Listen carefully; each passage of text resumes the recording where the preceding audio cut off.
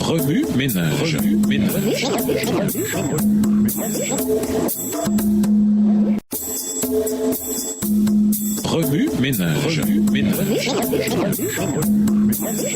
Bienvenue à votre émission Remue ménage. Voilà la leçon de lundi. Interpréter, engager le dialogue avec les sceptiques. Un apologète intervient en divers contextes, salle de classe, forum public, église, conversation personnelle, etc., afin de présenter des informations qui éliminent les obstacles intellectuels à la foi et qui conduisent les gens à la vérité trouvée en Jésus. Pour être efficace, il faut se tenir au courant des derniers documents apologétiques et les présenter d'une manière adaptée à la culture. Nous lisons en Proverbe 15, verset 28 ceci. Le juste réfléchit avant de répondre. Il est essentiel de se tenir informé des recherches les plus récentes. L'utilisation de sources obsolètes ou inexactes affaiblit notre défense de la foi et peut nous laisser sans réponse face à de nouvelles objections ou preuves. Nous devons lire beaucoup, comprendre les stratégies de communication efficaces et rester en contact avec Dieu sur le plan personnel afin que notre témoignage soit fondé sur une relation plutôt que sur des faits. Voici 3 stratégies efficaces. Premièrement, comprendre les présuppositions. La communication humaine est un mélange de mots, de motivations et de croyances sous-jacentes. Les fausses idées sur Dieu proviennent souvent de présuppositions erronées qui sont les hypothèses qui constituent le fondement de nos croyances. Par exemple, lorsque votre voiture tombe en panne, le problème n'est pas toujours évident. Des pièces invisibles mais essentielles du moteur peuvent entraîner un dysfonctionnement de l'ensemble du système. De même, les présupposés erronés peuvent conduire à des conclusions biaisées, même si le raisonnement est solide. Identifier et remettre en question ces hypothèses, souvent tacites, est essentiel pour démanteler les obstacles à la foi. Deuxièmement, remettez en question celui qui pose la question. Jésus utilisait fréquemment des questions pour désarmer les préjugés et aider les gens à repenser leur position. Par exemple, dans Luc 2, alors âgé de 12 ans, Jésus s'est entretenu avec les maîtres dans le temple en écoutant et posant des questions. Tous ceux qui l'entendaient étaient surpris de son intelligence et des réponses qu'il donnait. Verset 47. Les questions peuvent amener les gens à réfléchir plus profondément et à remettre en question leurs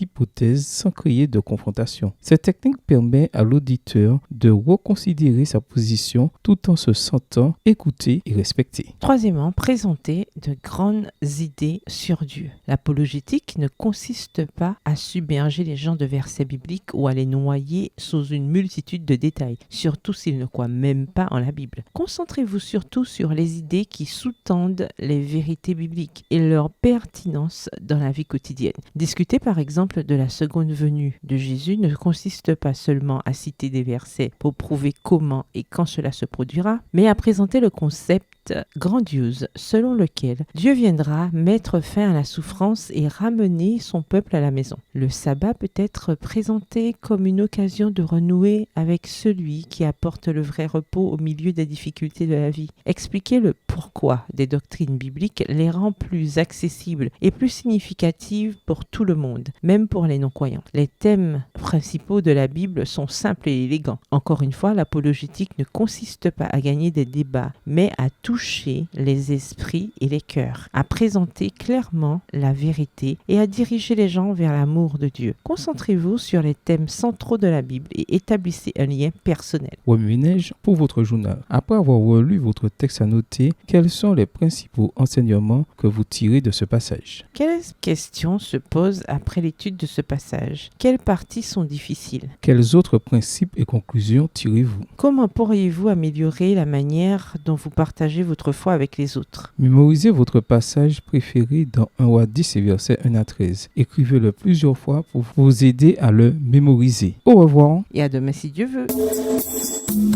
Remue ménage. Remue ménage.